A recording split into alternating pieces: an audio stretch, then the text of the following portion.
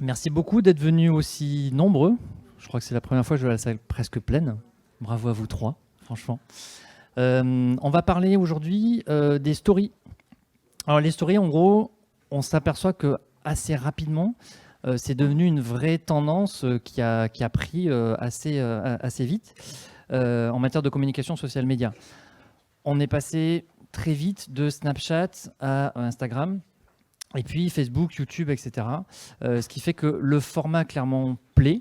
Il y a un vrai engouement de la part du public, et c'est pas pour rien qu'évidemment la plupart des plateformes les mettent en application dessus. Par contre, quand on parle des stories, ce qui est moins évident, c'est en gros, c'est comment s'y prendre, comment créer une bonne story qui va derrière attirer, qui va donner de l'engagement, qui va donner du clic, de l'action. Donc on va essayer de voir ça tous ensemble, en sachant qu'aujourd'hui on a 3 personnes qui vont pouvoir nous en parler. On a tout d'abord Sébastien Repetto, qui est le fondateur de l'agence social media My Destination. Alors Sébastien, au-delà d'être un voyageur invétéré, vous allez voir même que ça sera un petit voyageur finalement par rapport à ses 2 compagnons à côté. Après 4 années en fait, d'expérience en tant que CM freelance, il a lancé donc l'agence social media en 2014, donc ça fait 5 ans aujourd'hui. My Destination aujourd'hui accompagne en gros des destinations, des DMO, stations de ski ou pas, sur tout ce qui est en fait tout ce qui va toucher les acteurs en fait du tourisme sur leur stratégie numérique et également tout ce qui va toucher aux social media.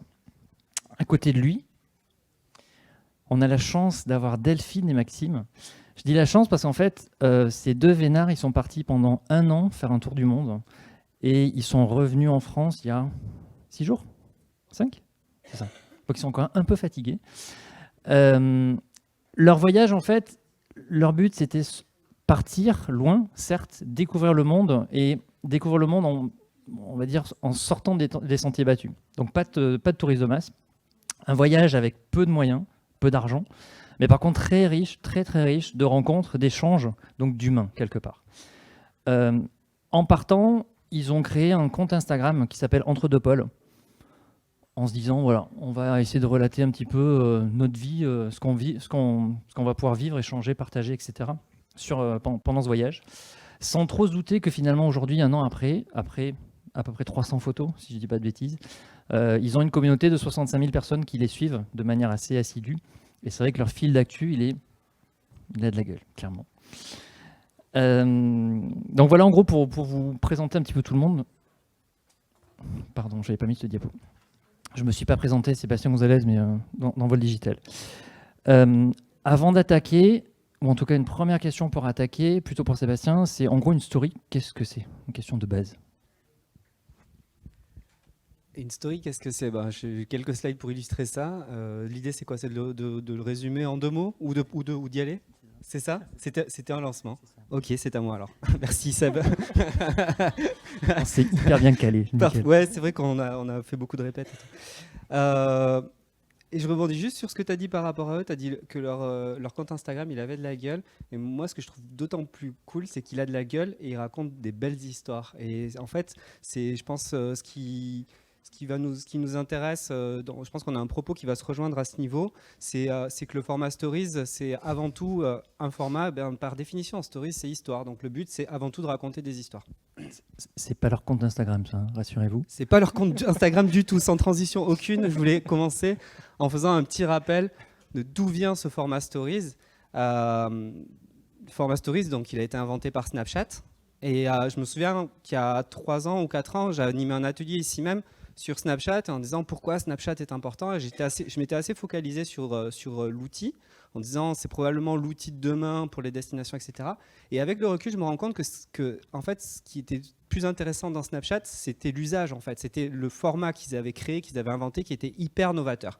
Et c'est un format qui a aujourd'hui été copié par à peu près tous les réseaux, tous les principaux réseaux sociaux.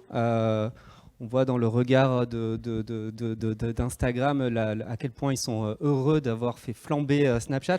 Mais en gros, donc Snap l'a créé, l'a lancé en 2013. En 2016, Instagram copie ni plus ni moins ce format et l'intègre donc en plus de son fil d'actualité. Instagram, c'est la même maison que Facebook, qui l'intègre à son tour au sein du réseau, de façon un petit peu différente, peut-être aussi parce qu'il n'y a pas tout à fait les mêmes audiences, on en parlera un petit peu tout à l'heure. Et enfin, en 2018, c'est au tour de YouTube de venir aussi l'intégrer en version, pour l'instant, pas ouvert à tout le monde. Et en fait, on se rend compte que ce format Stories, qui est donc né sur Snapchat, qui est décliné aujourd'hui sur quasiment tous les médias sociaux, en fait, ça va plus loin. C'est un format qui aujourd'hui est décliné et va beaucoup plus loin que les simples réseaux sociaux. Je vous ai mis 3 copies d'écran. Vous avez à gauche Airbnb, l'application Airbnb, et pour valoriser des expériences Airbnb, ils utilisent ce format Stories.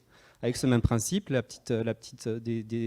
tap qui permet de passer d'une séquence à une autre.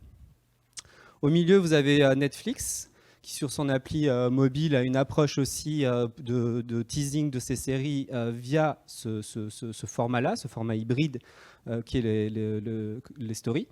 Et tout à droite, j'ai fait une petite capture du site Combini, de la version mobile. Je ne sais pas si vous y êtes allé. Il doit avoir, je sais pas d'ailleurs combien de temps il a ce site-là. Et en fait, ils ont pris le parti clairement d'avoir un site web qui est à la gueule d'une story, qui a les mêmes fonctionnalités. Donc en fait, on sort vraiment de ce côté social media, et c'est là où je veux en venir. Et c'est un format qui aujourd'hui a inondé le web. Du coup, pourquoi une telle explosion de ce format ? Pour moi, c'est la conséquence de 2 choses. Déjà, c'est le côté l'utilisation digitale qu'on a. Elle est aujourd'hui mobile, il n'y a rien de nouveau là-dessus. Elle est presque... Donc c'est une consommation à la base mobile first. Après, on va parler de Facebook et on va voir qu'il y a une consommation sur écran d'ordinateur de ce format-là. Et aussi une saturation des fils d'actualité. Finalement, Instagram et aussi Facebook, il y a tellement d'utilisateurs plus d'annonceurs, ça fait qu'on a un fil d'actualité qui sature, et finalement le fait d'intégrer les stories, ça a permis de venir ajouter un fil supplémentaire, puisqu'aujourd'hui vous avez le newsfeed et ensuite vous avez un feed de stories. Donc clairement c'est ce qui d'après moi a fait que le format s'est vraiment démocratisé. Aujourd'hui on voit donc Facebook qui a pu le... Je ne peux plus revenir en arrière. Si. Voilà. Une petite latence. Bon, bref. Ok, bon, ça va pas marcher. C'est pas grave, je vais vous parler rapidement de Facebook. Ce que je trouve intéressant sur Facebook, c'est que eux, ils ont carrément développé une interface. Là, donc, on est sur une capture depuis un écran d'ordinateur, où on a carrément, quand on clique sur une story dans le fil d'actualité, ça nous ouvre vraiment un espace dédié aux stories, aussi au sein de l'ordinateur. Donc, en fait, on voit que ils veulent absolument pousser l'utilisation de ce contenu-là, et même jusqu'à l'imposer entre guillemets sur des écrans où finalement un format 9/16e sur un écran 16/9e, c'est pas ce qu'il y a de plus optimisé, c'est ce qu'on pourrait se dire. Et pourtant, c'est clairement quelque chose qui est mis en place. Et ce qu'on voit aussi, c'est l'intégration de réactions directement dans cet espace-là. Donc ça a été aussi développé par YouTube, c'est actuellement en version bêta pour les comptes de plus de 10 000 followers. Ce qui est intéressant avec YouTube, c'est une autre vision de la stories, on se rapproche un petit peu plus d'IGTV. IGTV, en fait, vous pouvez être sur des vidéos plus longues et en fait, vous allez avoir les interactions là où les stories, elles ont des interactions en fait d'une personne à une autre, dans des interactions privées. Sur IGTV, lorsque vous avez des interactions, des commentaires, ces commentaires-là, ils sont visibles. Et c'est le même principe sur les stories YouTube, où en fait, elles ont une visibilité de 7 jours. Et vous allez et les commentaires sont apparents en fait sur le contenu. Donc on est sur une évolution ou une adaptation de ce format-là. Du coup, pour moi, l'intérêt aujourd'hui des stories, il est double. Il y a le fait déjà de susciter des réactions privées, de rentrer dans un échange finalement personnalisé, et on se rend compte que, j'imagine qu'il y a beaucoup de community managers dans la salle, je suis sûr que vous avez tous relevé le fait que c'est assez étonnant de voir le nombre de réactions en message en DM que vous pouvez recevoir dès lors que vous allez publier une story. Et du coup, ça permet vraiment de mettre en place une relation personnalisée. Et si après, ça demande du temps de modération. Donc ça, après, c'est encore un autre sujet. Mais c'est là, à mon sens, un des intérêts, de créer de la proximité. Et enfin, c'est surtout l'occasion de toucher différemment vos audiences avec un contenu qui change de ce qu'on a entre guillemets un petit peu l'habitude de faire, un contenu newsfeed avec un peu tous les réflexes qu'on avait jusqu'à présent. Plusieurs types de stories, on a essayé de les catégoriser, alors bon, ça vaut ce que ça vaut, mais pour nous, il y a 4 types de stories. Il y a le côté des stories live. La contrainte, c'est que c'est chronologique, c'est-à-dire qu'on vit un instant et en même temps qu'on vit cet instant, on va venir le partager en direct via ce format-là, sur Instagram par exemple. Donc ça, c'est intéressant parce qu'il y a ce côté très immersif, instantané qui, je pense, est vraiment au cœur même du format.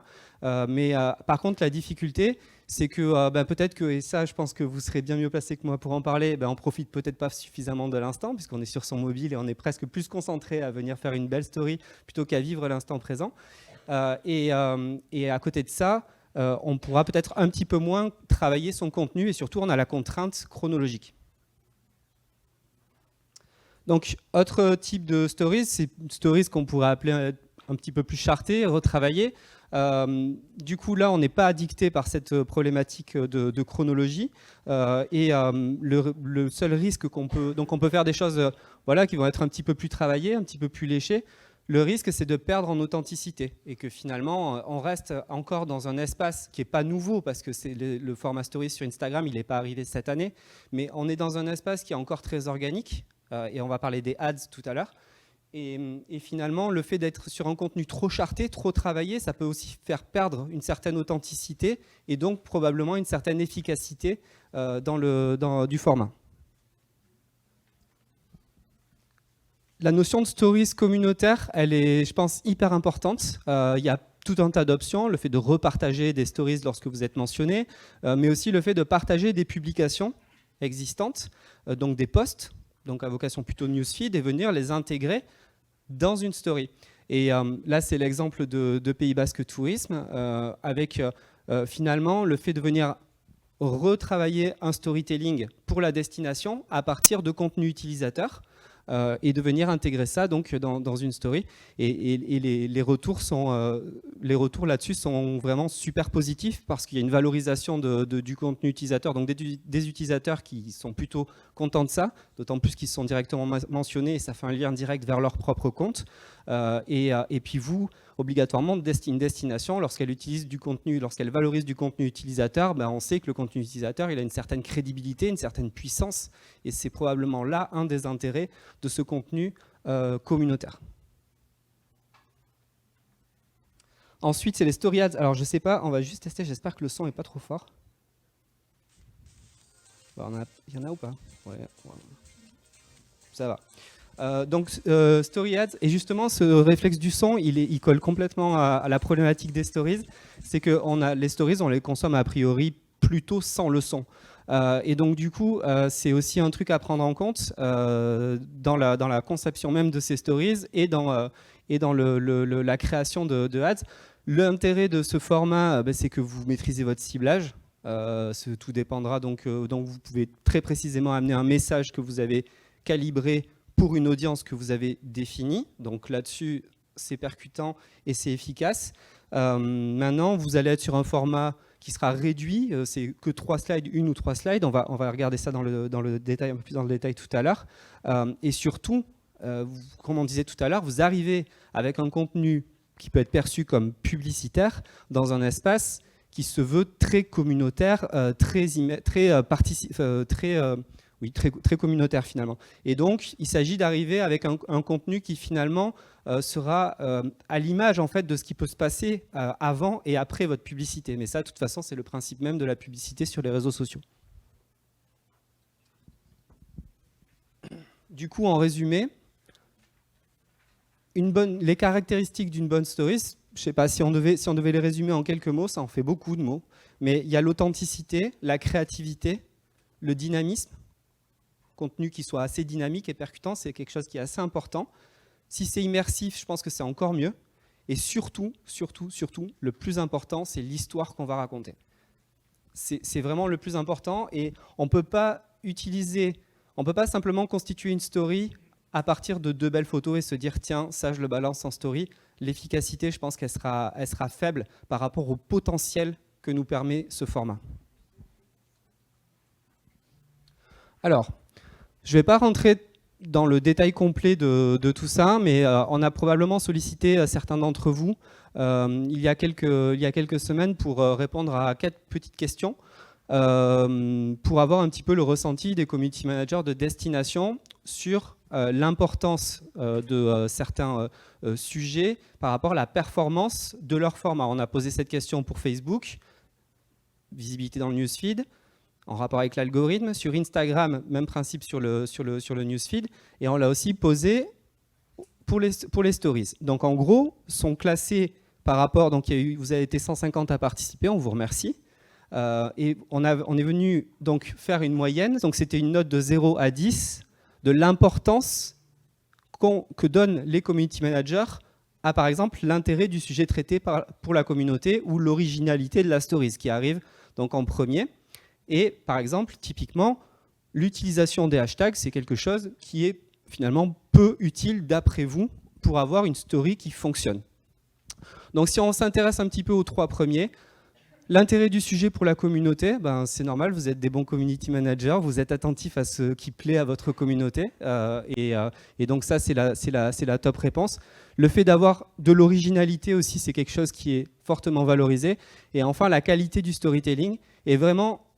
Ce résultat-là, à titre personnel, c'est celui qui me fait le plus plaisir par rapport à toutes les questions, parce que le storytelling sur Facebook, il arrive en 19e position, et sur Instagram, il arrive en 9e position, dans l'intérêt que vous portez à ça par rapport dans la construction de votre publication.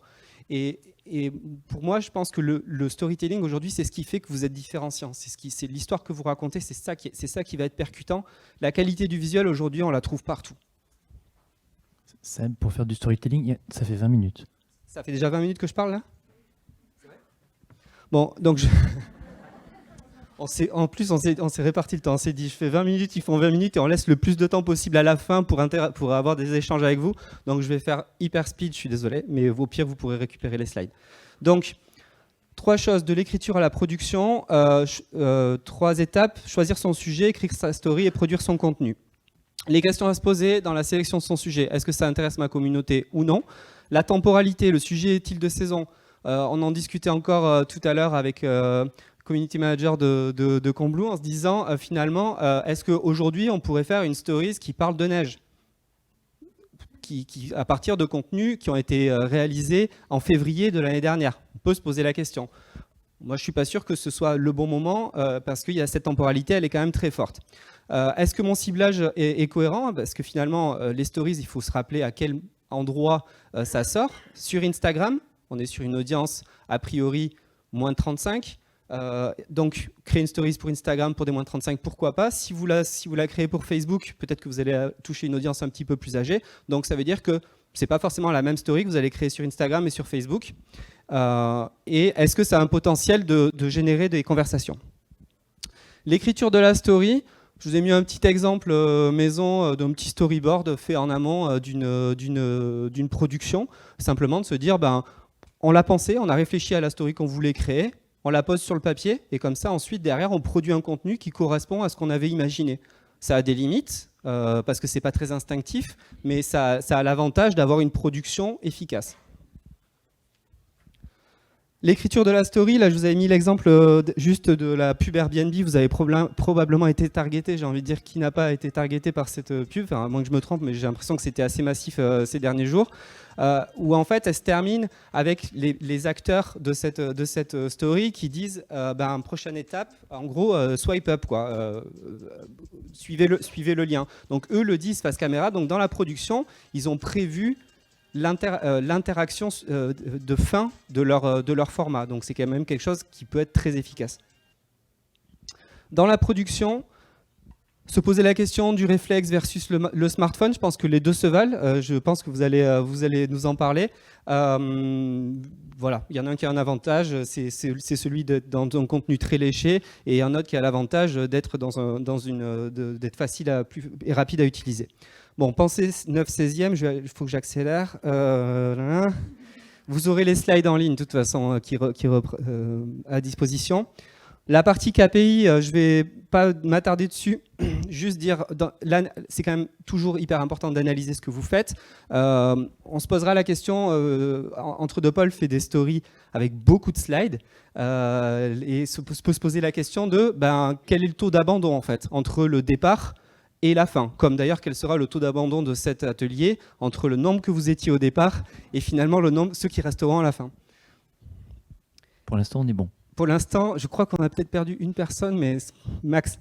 Story Ads, juste pour dire que vous avez deux types de formats. Il y a soit un format version en une slide, soit un format en 3 slides. Donc là, pareil, je ne vais pas rentrer dans les détails, histoire d'accélérer un peu, parce que je voulais vous parler de choses un peu plus intéressantes, comme notamment la possibilité de mettre des GIFs personnalisés en utilisant Jiffy. Donc Jiffy, vous le connaissez probablement, cet outil. Si vous faites un compte certifié, vous pouvez créer des GIFs personnalisés, et ces GIFs, lorsque vous allez créer des stories sur Instagram, vous aurez la possibilité de les utiliser. Je vous invite à chercher sur votre compte Instagram, à taper ET15 dans les GIFs d'Instagram, et vous verrez ce que vous trouverez. Et enfin, un autre exemple de quelque chose d'assez original, et alors malheureusement les vidéos en fait elles fonctionnent pas. Ah si, c'est juste ok. Et en fait c'est l'exemple de Combloux qui a créé des filtres personnalisés. D'ailleurs il est juste là, le créateur, le community manager, et donc avec la possibilité de créer des filtres personnalisés qui sont rattachés à votre propre compte. Vous pouvez brander un petit peu ça. Après, libre à votre créativité de s'exprimer. Et enfin, je terminerai juste par ça, j'espère que la vidéo va marcher. C'est quelques petits conseils que vous donne Shana de l'agence. Est-ce que le son a marché? Non, alors il n'y a pas de son. Bon, vous savez quoi? On va le zapper. On va le zapper tout simplement parce qu'en fait, cette vidéo, vous la retrouverez, elle dure 3 minutes. Il y a 5 conseils. Et vous pouvez la retrouver en fait sur l'IGTV de l'agence My Destination FR. Merci. Et on se donne rendez-vous à la fin pour les questions.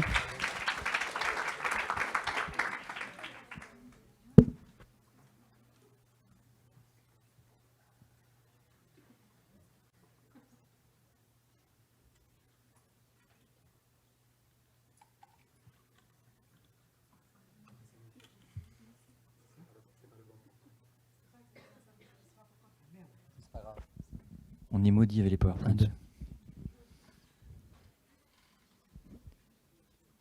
Tiens. Non, c'est pire. Oula.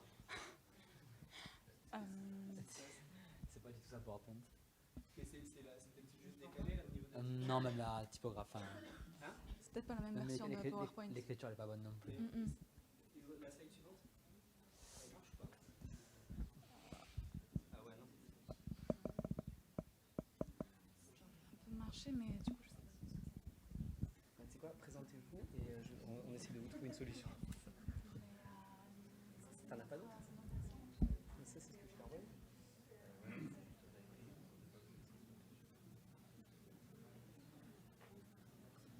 Est-ce que tu veux qu'on... C'est que le titre ne prend pas la tête. C'est bon, tu prends pas la tête.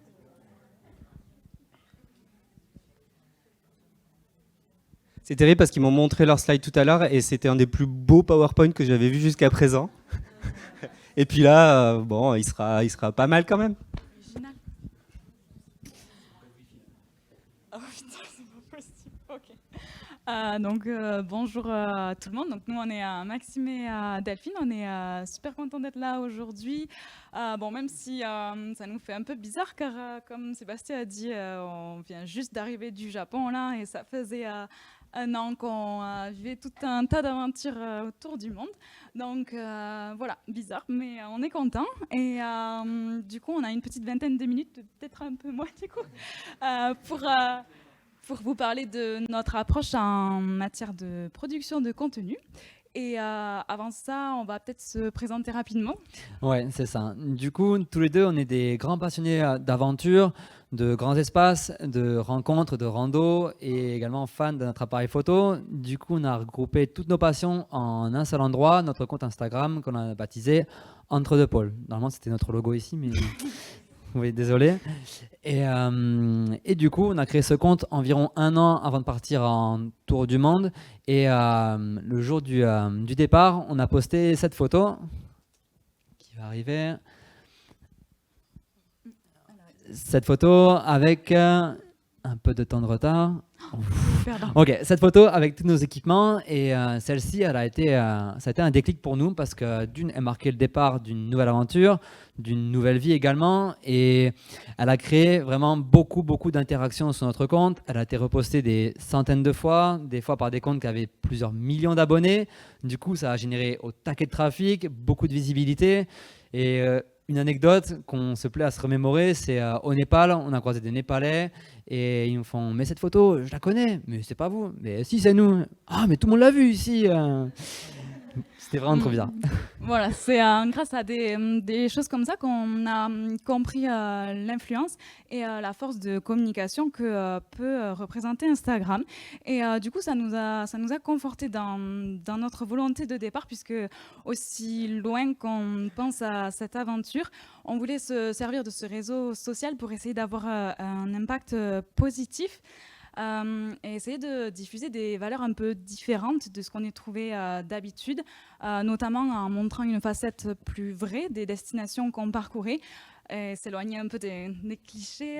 Et enfin voilà, c'était vraiment important pour nous. C'était important que cette aventure ait du sens en fait, et qu'elle soit bénéfique pas seulement à nous, mais à plein d'autres personnes. Et du coup, depuis cette photo, on a parcouru des dizaines de pays. On s'est attaché à défendre une cause qui nous tenait à cœur. C'est ce qu'on fait toujours aujourd'hui avec les SLA Challenge. Donc, ce sont des challenges sportifs qu'on a lancés et qu'on réalise partout autour du monde pour faire connaître et sensibiliser à la SLA, la sclérose latérale amyotrophique ou maladie de Charcot. Et ça nous permet aussi de récolter des dons pour la recherche et l'aide aux malades. Et parallèlement à ça, voilà, on a continué à partager de façon à essayer d'embarquer des milliers de personnes avec nous à travers nos posts et nos stories surtout. Ouais, même si honnêtement, on ne s'attendait pas à avoir presque 65 000 personnes, ça a été très rapide, très brutal. Enfin voilà, maintenant on va rentrer dans le vif du sujet et notre approche en matière de création et de partage de contenu. Sachez que vous allez beaucoup entendre Delphine parce qu'on partage tout ensemble, mais par contre tout ce qui est écriture et montage des stories, c'est totalement son rôle. D'ailleurs, je suis son premier fan et moi je m'attarde plus sur la partie édition et montage des vidéos. Mais du coup, le premier point, c'est on va vous présenter un peu notre organisation générale, comment on fonctionne. Donc ça, tu vas pouvoir en parler, je pense. Ouais, ça je peux en parler parce que ça a été une décision commune, celle de partager tous nos moments en différé, c'est-à-dire jamais en direct. Notre philosophie, c'est de vivre tous les moments, mais vraiment à fond, à 100%. Du coup, nous, on trouve que les réseaux, ça dénature un petit peu l'instant présent. Donc, ce qu'on fait, qu'on soit avec des locaux ou sur une rando, on prend notre appareil, on fait au taquet de photos, de vidéos, et c'est seulement quelques jours après où on se pose un peu et on se dit, on souffle d'abord, et après, on partage tout. Et du coup, pour tout résumer, nous, c'est mieux profiter pour mieux partager. Bon, mais pourquoi on vous parle de mieux partager? Qu'est-ce que ça veut dire pour nous? En fait, cette façon de procéder, ça nous permet de davantage soigner notre contenu. On va avoir le temps de traiter nos photos, nos vidéos. On va avoir le temps de créer des petits montages sympas pour les présenter. On va avoir le temps aussi de réfléchir à comment on va raconter tout ça. Et donc voilà, là vous l'avez compris, on va aborder ensuite la seconde thématique qui est le type de contenu qu'on a l'habitude de poster. Ouais, donc au départ, quand on s'est lancé, clairement, tout le monde nous a dit, ça va s'afficher, les stories sur Instagram, il faut que ce soit court et instantané, sinon personne ne les regarde. Bon, avec du recul, on se rend compte que sans le vouloir, on a fait exactement le contraire. Nos stories, elles ont tendance à être très travaillées et surtout très longues, avec pas mal de contenu de fond. C'est en fait comme de grandes histoires imagées. Ouais, tout à fait. Pour vous donner un exemple, on a fait un trek sur la muraille de Chine, la partie sauvage. On a un trek de 2 jours. On a voulu le raconter. Ça nous a pris 90 slides, ce qui est énorme. Mais même sans cela, on n'est jamais en dessous des 30. C'est quasiment minimum 30 et on avoisine les 40-50 en fonction de l'histoire qu'on a à raconter. Voilà, donc tout ça, ça ressemble très fortement au contraire de ce qui était préconisé de faire sur Instagram. Mais le truc, c'est que c'était notre façon de partager. Et c'est notre façon de partager. Et en plus, on prend beaucoup de plaisir à le faire comme ça. Donc, on n'avait pas envie de changer. Et du coup... Et même que des fois, on les racontait sur plusieurs jours. Et là, du coup, des fois, ça nous arrive, par exemple, de raconter une seule aventure en plusieurs longues stories sur plusieurs jours. En fait, on construit ça comme une série avec un épisode chaque jour. Ouais, pour vous donner encore un exemple, on est parti en Mongolie pendant 5 jours, van, cheval, pour trouver une tribu qui habitait hyper loin, qui vit dans des tipis et qui élève des rennes.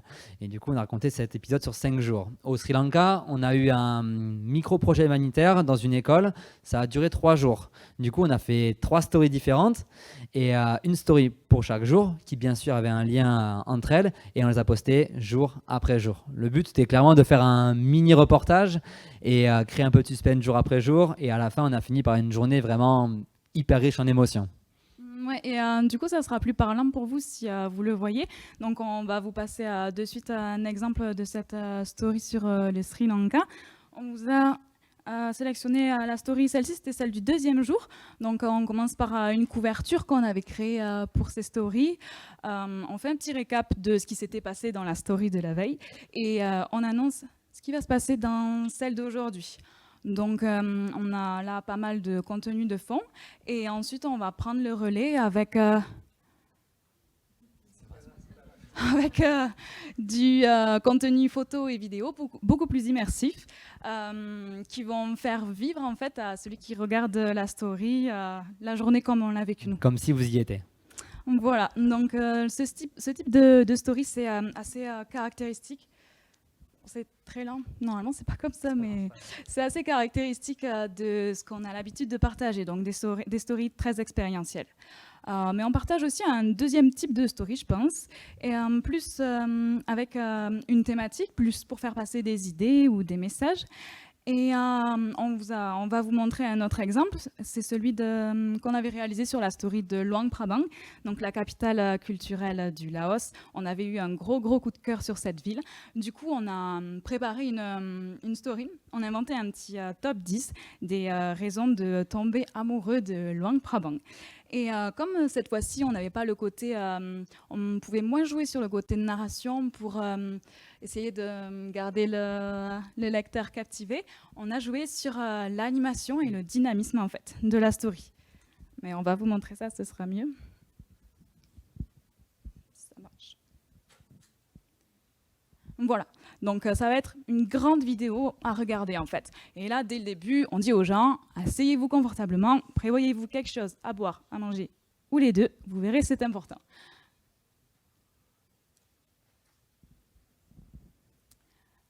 Oh. Désolé, ça lag un peu, mais normalement c'est plus fluide. En gros, voilà, beaucoup de dynamisme, des textes qui apparaissent pour rendre le message plus captivant. Des fois, on fait également des stories pour la SLA, qui est un sujet qui est très triste à lire ou à entendre. Du coup, le fait d'avoir ce format, voilà, ça crée une petite interaction et le côté un peu plus, ça pousse un peu plus les gens à lire et pourquoi pas des fois à faire des petits dons.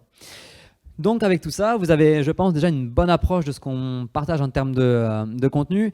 Mais maintenant, on va aller un peu plus loin du coup et on va rentrer dans la méthodologie. Là, ce que vous devez tous vous demander, mais comment créer tout ça pas à pas? Et c'est ce qu'on va aborder maintenant. Mais avant qu'elle vous révèle ces petits secrets, sachez que tout ça, c'est beaucoup de boulot, c'est beaucoup de temps et quand on est en voyage, c'est également beaucoup de sacrifices. Quand je parle de temps, c'est quelques heures, une journée, voire même des fois plusieurs journées. On vous a vu la story du Sri Lanka sur notre petit projet humanitaire. Tu peux en parler? Comment tu l'as monté? Comment tu as fait? Alors, du coup, je dirais qu'il y a deux types de méthodologies qui vont chacun être caractéristiques des deux types de stories qu'on vient de vous présenter. Pour les stories plus expérientielles, ça va être la méthode que vous avez juste ici. La première étape, c'est surtout le tri et la sélection des contenus, qu'ils soient photos ou vidéos. Une fois que j'ai tout ça, je vais procéder au montage, au traitement de mes visuels. Et c'est que après que je vais écrire le texte. Contrairement à ce qu'on pourrait croire, l'écriture, c'est pas quelque chose qui se fait à part ou avant, tout d'un coup. C'est vraiment quelque chose que je fais au fur et à mesure de ce que mes visuels m'inspirent et de ce que notre mémoire nous rappelle. Donc ça, c'est pour les stories expérientielles. Et pour celle de Luang Prabang, par exemple, qui est plus thématique ou un message, en fait, c'est juste les deux dernières étapes qui vont s'inverser. Quand on veut faire passer un message, c'est ce qu'on va dire, du coup, qui est important. Et là, par exemple, quand on veut parler de l'association et des Sela Challenge, on se rédige les textes avant et ensuite on va construire des visuels qui vont venir appuyer ce texte et pas l'inverse. Bon, mais nous ça c'est très bien. Maintenant, qu'est-ce que les gens en pensent? Et qu'est-ce que les gens en pensent? Désolé. Les retours de notre communauté. Les retours de notre communauté, pardon. Oui, les feedbacks. Du coup, comme on vous l'a dit, nous, partager ces expériences de cette manière, c'est naturel, c'est même intuitif. Et de toute façon, Delphine n'a jamais fait des stories comme tout le monde. Mais voilà, pour être plus sérieux, quand on a adopté ce format-là, quand on l'a créé, on savait clairement qu'il y avait quand même un risque. Oui, on savait qu'on prenait un risque, mais on s'est toujours dit que l'important, c'était de faire les choses qu'on aimait et non pas pour qu'on les aime. Du coup, on a continué et aujourd'hui, il se passe un truc assez drôle, c'est que non seulement les gens regardent ces stories jusqu'au bout, et en plus, ils en redemandent. C'est comme si cette nouvelle façon de partager avait créé un engouement particulier. Et chez certains, c'est même devenu addictif. Quand on reste plusieurs jours sans poster, on reçoit des messages est-ce que vous allez bien? Qu'est-ce que vous faites? Et surtout, quand c'est la prochaine story? Parce que ça fait un moment qu'on n'en a pas eu quand même. Pour ne pas citer mes parents. Voilà. Et ouais, il y a même des gens qui nous écrivent en nous disant... Non, pas encore. Il y a des gens qui nous écrivent en nous disant que quand ils voient qu'on a posté une story, ils la regardent pas de suite. Ils la gardent pour après, en fait. Et ensuite, ils vont se poser quelque part chez eux, au travail. Ils prennent un café ou une bière selon l'heure de la journée. Et là, ils prennent le temps de regarder notre story. Du coup, les retours qui reviennent le plus souvent, c'est des histoires comme dans les livres, c'est de vrais reportages télé, ou alors c'est comme des mini-séries, mieux que sur Netflix. Voilà, je pense qu'on a fait le tour de tout ce qu'on peut avoir. Ouais, donc les retours sont vraiment unanimes. Du coup, les gens ont vraiment ancré ces stories à notre identité et ça nous plaît parce qu'on adore ça. Et quand on vous parle de retour, nous, ce qui est vraiment hyper parlant et surtout hyper enrichissant, c'est les messages. Quand on poste une story, on a vraiment beaucoup de messages et on en a eu vraiment beaucoup tout au long de l'année. Ça nous a fait vraiment plaisir. Et pas plus tard qu'hier soir, on a posté une story. On est de retour en France, ça y est. Et on a eu vraiment beaucoup. Et ça, et on a toujours d'ailleurs répondu à personne. Mais c'est vraiment hyper important. Et ça, c'est quelque chose qu'on veut garder, c'est cette interaction avec notre communauté. Et si vous voulez avoir des petits indices, si votre communauté lit ou interagit à votre story, il y a plein de petits outils qu'Instagram a mis en place, que ce soit des sondages, des questions ou même les petites jauges. Voilà, c'est des petits trucs qui vous permettent d'interagir directement avec la communauté. Et si vous avez des stories un peu longues comme nous, voilà, on peut également les faire participer. Allez, on va dire une petite astuce, nous, c'est quand on fait une story très longue, on se dit, est-ce qu'ils vont la regarder jusqu'au bout? On met un petit sondage à la fin de la story, et s'ils cliquent dessus, ça veut dire deux choses. Déjà, d'une, on a l'opinion, et de deux, on vous a regardé jusqu'au bout. Et ça, du coup, c'est vraiment cool. Après, si vous voulez aller vraiment plus loin, plus en profondeur, et que vous aimez les chiffres, il y a également tout un paquet de statistiques que vous pouvez avoir avec Instagram. Ouais, le temps tourne un peu. Du coup, on va passer à la seconde partie qui, je pense, va vous plaire. Ça va être cette fois-ci une partie plus pratique où on va demander, Delphine, nous aussi, on veut faire des stories. Qu'est-ce que tu peux nous conseiller? Alors, si à mon niveau, du moins, je pouvais donner quelques conseils, ce serait ceci. Ça commence par, je dirais, adapter votre méthodologie à votre objectif. Avant de faire une story, demandez-vous ce que vous voulez faire avec cette story. Quel va être votre but? Si vous avez un message à faire passer, écrivez votre texte d'abord et ensuite adaptez vos visuels. Si vous voulez faire vivre une expérience, dans ce cas-là, c'est l'inverse. Vous pouvez vous adapter, vous appuyer sur vos visuels et vous laisser porter par l'écriture après. Le deuxième conseil que j'aurais, c'est ces visuels, justement. Soignez-les. Je pense que c'est hyper important. Peu importe le but de la story, c'est toujours plus agréable à regarder si les visuels sont vraiment super esthétiques. Et aujourd'hui, en plus, on a tout un tas d'outils qui se sont développés pour avoir la possibilité de faire de super jolies stories pour les gens créatifs. Ou pas, d'ailleurs, c'est ça qui est bien. Et pour finir, soyez patients. Et curieux, je pourrais ajouter. Et ce sera mon dernier conseil. Comme il a dit, ça peut prendre beaucoup de temps, surtout au début. Mais au début, n'hésitez pas à le prendre, ce temps. N'hésitez pas à aller fouiller sur l'App Store ou Google Play. N'hésitez pas à faire des essais, puis recommencer. Ou même dans les applications elles-mêmes, en fait. Souvent, on nous demande sur tel ou tel visuel, comment vous faites, c'est quelle application? Et en fait, on utilise franchement des applications que beaucoup de gens utilisent. C'est juste qu'on a été un peu curieux et on a pris le temps d'aller en exploiter les moindres fonctionnalités, on va dire.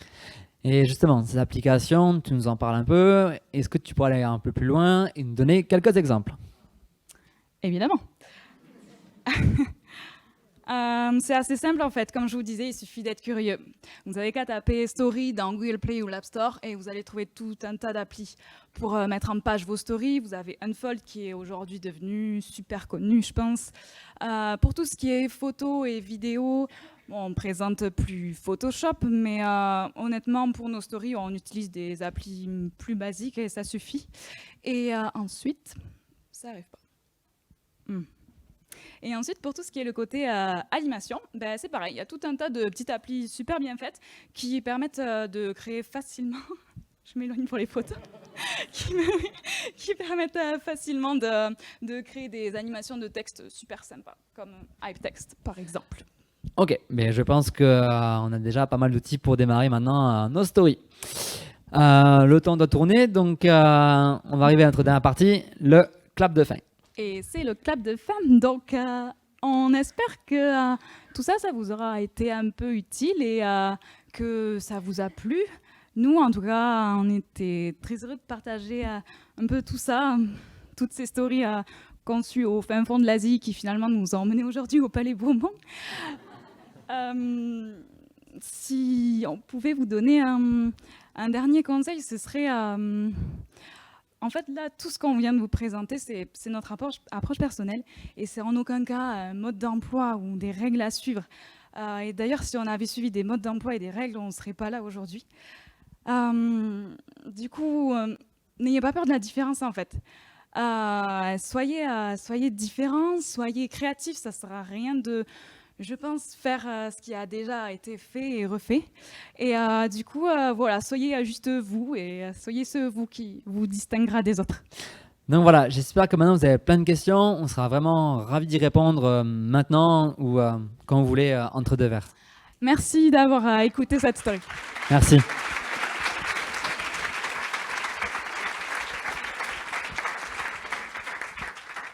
Qui se lance pour une question ? Déjà, moi j'en ai une. Quelle est la proportion finalement des stories par rapport à une publication traditionnelle sur Instagram, une photo ? C'est-à-dire la proportion ? Vous allez publier en fait dans une semaine combien de photos et combien de stories à la louche. Et après, qui a une question ? Je dirais que ça dépend en fait. Je pense que de manière générale, on a eu tendance à publier plus de stories que de posts. Après, ça dépend de de notre planning du moment. Les stories, ça prend vraiment du temps. Donc parfois, quand on n'a pas ce temps, quand on n'a pas moyen de se poser quelques jours quelque part pour les travailler, pendant ce temps-là, on va plus poster des photos en fait. Donc ça dépend vraiment du voyage finalement. En tout cas, moi, ce que j'ai beaucoup aimé en préparant cette conférence, c'est votre fil d'actu. En fait, il y a vraiment de l'humain partout. Et franchement, ça fait plaisir. Ça fait partie des discours un peu relous qu'on tient systématiquement vis-à-vis des destinations. Mais c'est vrai que, chapeau à vous deux, quoi. Merci. Ma question est pour Maxime et Delphine. Le fait que vous travaillez vos stories comme ça, vous n'avez pas peur de perdre l'authenticité des stories, justement ? Alors, du coup, c'est une question super intéressante et merci de l'avoir posée. C'est vrai qu'on peut penser que le fait de travailler beaucoup ces stories, on peut perdre de l'authenticité. Après, du coup, je pense que c'est surtout le message qu'on va faire passer qui importe et plutôt que la façon dont il est fait. Et je pense que vu qu'on essaye de raconter vraiment les choses comme elles se sont passées, pour l'instant, on n'a pas ce retour comme quoi c'est moins bien car moins authentique. Au contraire, les gens nous disent qu'ils ont vraiment l'impression d'être là, de vivre du vrai. Et ce qui est intéressant de faire aussi, et ce qui est intéressant de dire, c'est qu'on s'est rendu compte que parfois des stories, même si on avait des visuels un peu pourris, on va dire, mais très vivants, on pouvait les utiliser et ça marchait tout aussi bien. Par exemple, quand on avait fait au Laos, on avait rencontré des habitants et c'est parti en grosse soirée pétanque et dégustation des poissons pêchés la journée, puis dégustation d'alcool maison et puis danse et chant un peu toute la nuit. Du coup, là, clairement, on n'avait pas notre appareil photo, on avait nos téléphones et on était en lumière basse, donc on a des vidéos vraiment pas folles. Mais c'est ce qu'on a vécu et on trouvait super chouette de les partager comme on l'avait vécu, en fait. Du coup, ça nous a pas empêché de faire une story travaillée et racontée, mais en intégrant ces plans comme ils avaient été pris. Et ça avait plutôt bien fonctionné. Les gens avaient aimé. Ce que je trouve intéressant, c'est aussi le fait que, comme vous posez, quand vous vivez l'instant, vous l'avez dit, vous êtes là pour vivre l'instant, même si vous avez le boîtier à côté, vous allez vivre l'instant. Et je pense qu'il y a quand même une qualité dans votre production, c'est de réussir à saisir ces instants et que finalement, que le contenu soit retravaillé derrière, à partir du moment où l'instant authentique a été saisi, j'aurais tendance à dire que même si c'est très retravaillé derrière, l'authenticité, elle apparaît quand même, parce que vous êtes dans un vrai partage, vous donnez vraiment de vous-même et ça se ressent.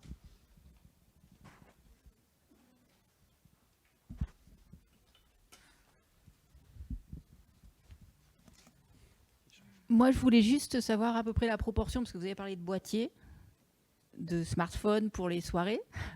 Est-ce qu'il y a une proportion? Est-ce que, je ne sais pas, 90% de vos stories sont faites avec un appareil photo? Ou, est-ce qu'il y a une proportion? Parce que, je ne sais pas, un certain nombre de community managers, on travaille au smartphone. Est-ce qu'on a... d'après vous, est-ce qu'on a tort? Est-ce qu'on a raison? Est-ce que... peut-être pas aussi... par rapport à la qualité de votre production nous, c'est clair que 90% c'est fait à l'appareil photo. Parce que on adore vraiment la photo. Et depuis qu'on a goûté à l'hybride, en fait, on n'arrive plus à faire avec nos téléphones. C'est juste ça. C'est que là, même si c'est plus pratique, en fait, sur le moment de sortir le téléphone, après, on aime bien un peu retravailler tout ça. Et quand on compare la qualité des visuels du téléphone à l'appareil photo, pour nous, c'est plus possible. On a vraiment du mal à se passer là de l'appareil photo. Après, pour une story en live, en moment direct, bien sûr que le smartphone il est beaucoup plus efficace. On a beau avoir le Wi-Fi, c'est hyper chiant de m'allumer le Wi-Fi, prendre la connexion, transférer, éditer et poster. Ça, sur une story direct, le smartphone sera le roi et toujours le roi, je pense. Et en plus, les photos prises en verticalité sont déjà prêtes à l'emploi. Que nous, c'est en 16/9, donc il faut aussi cropper ou choisir la partie de la photo qu'on veut mettre en story.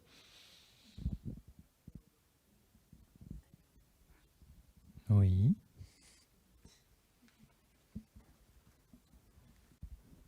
du coup, on parlait de matériel. Vous avez quoi comme boîtier aujourd'hui? Enfin, vous voyagez léger, un réflexe, un téléobjectif. C'est quoi un peu votre sac de tous les jours?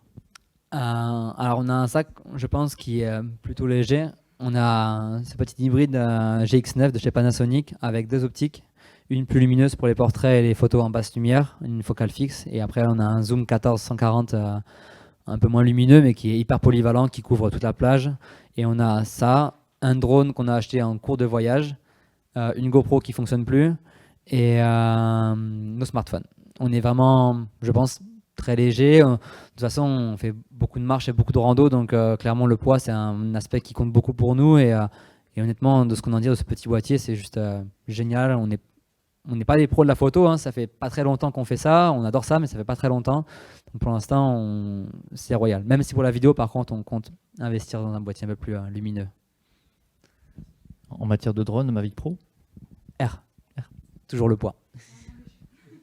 J'ai une question pour vous par rapport au drone, c'est justement, est-ce que les images de drone ont une place au sein des stories, là où on est sur une consommation où a priori c'est un contenu qui doit venir de smartphone, là on passe au réflexe, mais le drone du coup, il a sa place ou pas? C'est marrant que tu nous poses la question parce que la story qu'on a postée hier pour dire qu'on était de retour, on a mis quelques plans du Japon, principalement des plans drone parce que c'était un road trip en van et clairement le rendu était hyper croppé et Delphine me dit: oh là, on a passé des heures à faire des plans drone et tu me rends ça et j'ai dit oui, mais maintenant je te montre le rendu en 16/9 et ouais, le rendu 16/9 il est vraiment beaucoup plus beau. Donc pour moi, le format story sur les vidéos, c'est dur de créer un beau contenu vidéo avec un drone. C'est largement possible, on en a fait quelques-uns, mais c'est pas vraiment adapté. Un drone, c'est d'abord la plage paysage et c'est les détails dans les paysages, les couleurs. Après, ce que je voudrais ajouter quand même, c'est que donc c'est pas vraiment adapté le format story aux images drone, mais par contre, le drone, c'est hyper utile quand on veut illustrer des endroits, par exemple.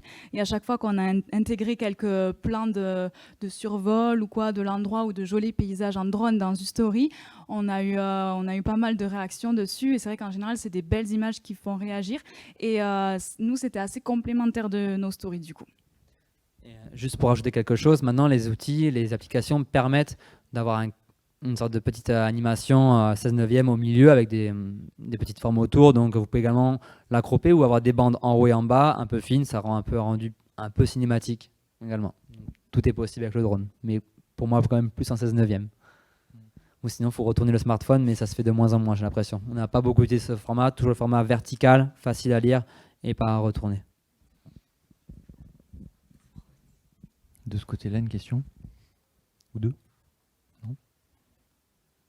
Question ou partage d'expérience? Non. Vous avez faim? C'est l'apéro, c'est ça? Comment vous allez gérer le retour par rapport à quand vous avez programmé pendant 6 mois comment vous allez gérer vu que vous n'êtes plus en vacances? En voyage.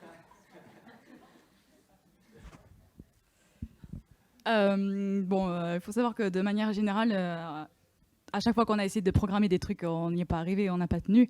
Donc là, on n'a absolument rien programmé.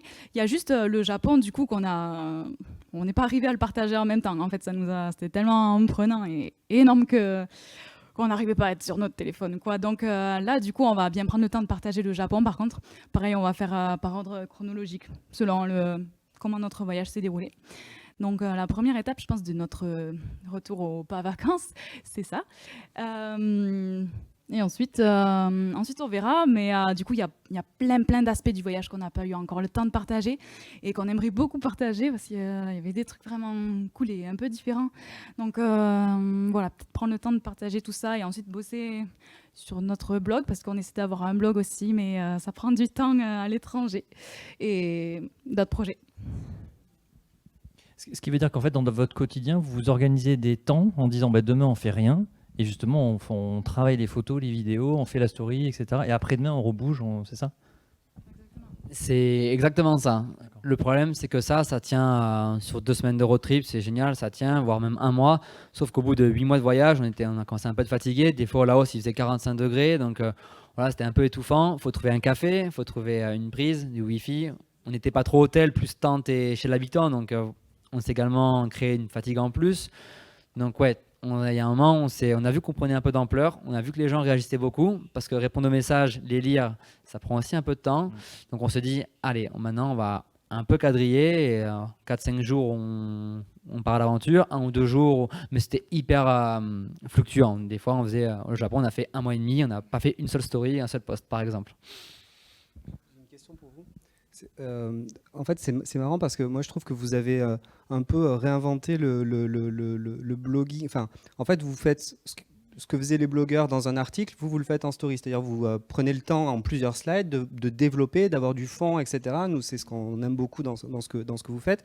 Et finalement, pourquoi est-ce que, alors que vous avez tout à fait, je pense, le modèle parfait du moment, pourquoi est-ce que vous allez faire un blog qui est un espèce de truc poussiéreux que plus personne ne lit aujourd'hui? Je caricature, on est bien d'accord, mais c'est voilà. Pourquoi, du coup, qu'est-ce qui vous intéresse dans le blog par rapport aux stories?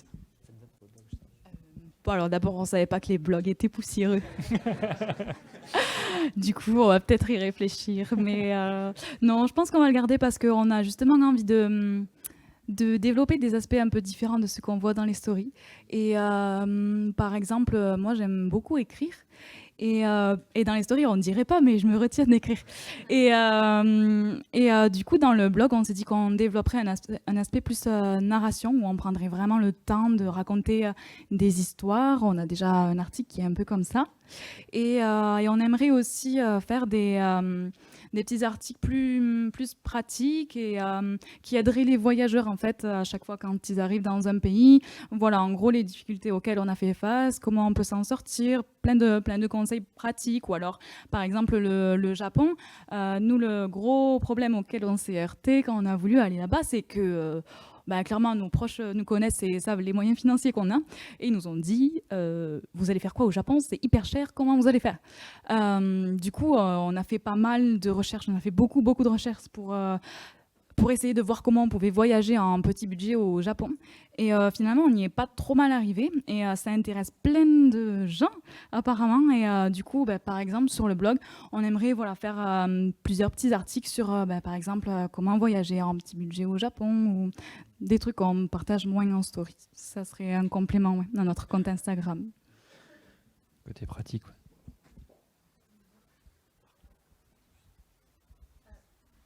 Du coup, peut-être vous l'avez dit, ou je sais pas, mais ouais, c'est bon.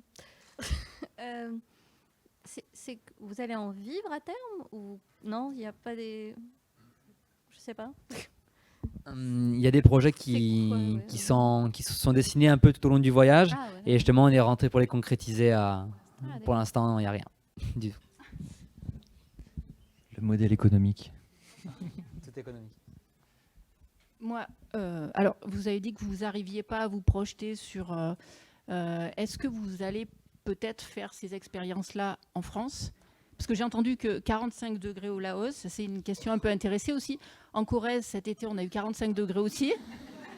Du coup, je me disais que... je ne sais pas, est-ce que vous envisagez de travailler, non, mais de travailler comme des blogueurs ou des voyageurs qu'on voit, qu'on suit un peu tous sur les réseaux, qu'on voit sur les rencontres un peu partout.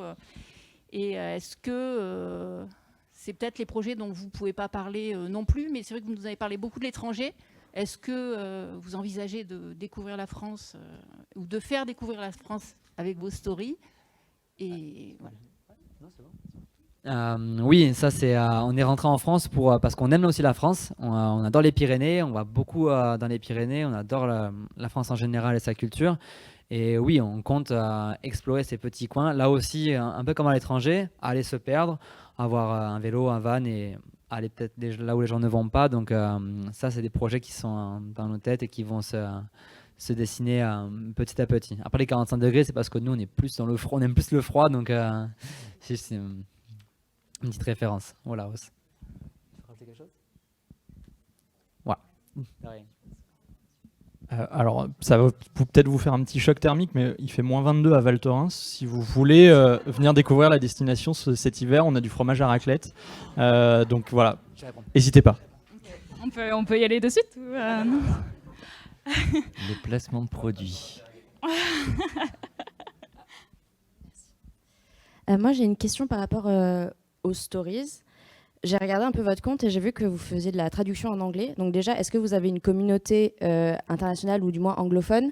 Et est-ce que écrire en français dans vos stories, c'est pas un frein finalement au contenu que vous relayez? Et est-ce que vous avez eu des retours d'utilisateurs qui disent que c'est dommage que ce soit écrit en français?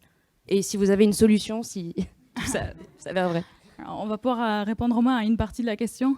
C'est un gros dilemme un peu auquel on fait face parce que on s'est aperçu que même si la majorité de nos réactions aux posts et stories c'est en français, on a 22% de Français qui nous suivent. Tout le reste c'est international. Et du coup on se demande pourquoi ils sont là. Parce que clairement toutes nos stories elles sont en français. Nos posts, on essaye de les traduire. Bon, des fois, il est un peu tard, on est fatigué et il faut vite poster, donc on poste et on ne traduit pas, mais la majorité, on essaie de les traduire. On a des retours de gens plus sur les posts, par contre, ou alors même par message, en anglais, ils nous écrivent et ils nous disent « Je comprends rien de ce que vous dites, mais j'adore les images ». Et du coup, on a eu pas mal de fois ce retour de gens, en fait, qui aiment notre compte, qui aiment nos stories, juste à cause de ce qu'ils voient, même s'ils comprennent rien de ce qu'ils lisent. Donc ça, c'est, on est vraiment étonnés de ça et on s'est déjà posé la question de traduire aussi nos stories. Mais voilà, c'est quelque chose qui est hyper lourd à faire, même visuellement, c'est compliqué du coup. Surtout que des fois, on a des slides avec pas mal de texte, donc clairement, le double, c'est pas possible. On s'est posé la question de est-ce qu'on fait une story en français et une autre juste après en anglais, mais... Donc en fait, tu vas venir la réponse. On n'a pas de la réponse à ta question de la solution. Voilà. Ouais, là clairement en story, on reste sur le français et après les posts, on essaie vraiment de faire les deux. Au final, on a exactement le même problème avec le français et puis l'anglais. Hein. Enfin, l'anglais, on chante des chansons, on comprend rien. Et quand on nous explique le texte, des fois on est choqué, quoi. Mais c'est juste que quand on n'est pas bilingue, pourtant on chante. Une dernière question pour la route? Où on va? Oui. La dernière alors. Vous avez dit que tout était parti un peu de la première photo que vous avez publiée sur votre compte. Est-ce que vous avez utilisé d'autres moyens pour vous faire connaître quand même et atteindre les 65 000 presque abonnés? Ou est-ce que tout s'est fait tout seul? Alors, on va répondre avec vraiment toute transparence. La photo que vous avez vue des équipements, je ne sais pas si vous l'avez déjà vue, mais en tout cas, elle a vraiment fait le tour du monde. C'est là qu'on voit, comme disait Delphine, l'impact et l'influence qu'a Instagram. Ça a été hyper viral. Il y a un compte à 10 millions d'abonnés qui nous a reposté un soir. On s'est réveillé le matin, on avait plus 4000 abonnés. Et ouais, et rien d'acheté, c'est comme ça. Nous, on se réveille, on était en Mongolie en plus, et on se dit, oula, qu'est-ce qui se passe? Et c'est arrivé plusieurs fois, et ça arrive encore aujourd'hui. On a des reposts de cette photo, et voilà, on est conscient par contre que les gens qui viennent nous suivre parce qu'ils ont vu cette photo, ben voilà, dès qu'on va poster du contenu en français ou un selfie de nous deux, bah voilà, ils vont plus nous suivre parce que ça les intéresse pas, et ce qui est normal. Mais on a quand même gardé 80% de ces gens qui sont venus nous suivre, pas pour cette photo, mais qui ont vu cette photo, qui ont dit « Ah, je vais voir ce qu'ils font ». Et après, il faut dire aussi que, surtout Delphine, on a passé beaucoup de temps sur Instagram pendant le voyage, on a beaucoup travaillé. Et aujourd'hui, on se dit que tout ça, c'est pas dû qu'à cette photo, c'est dû aussi au temps qu'on a passé, au travail et à l'envie qu'on y met parce qu'on adore ça et on est vraiment heureux d'avoir aujourd'hui autant de personnes qui nous suivent. Du travail, le mot de la fin. Ça reste du travail, effectivement. Merci beaucoup, merci à vous. Et merci à tout le monde. N'hésitez pas à continuer. Merci.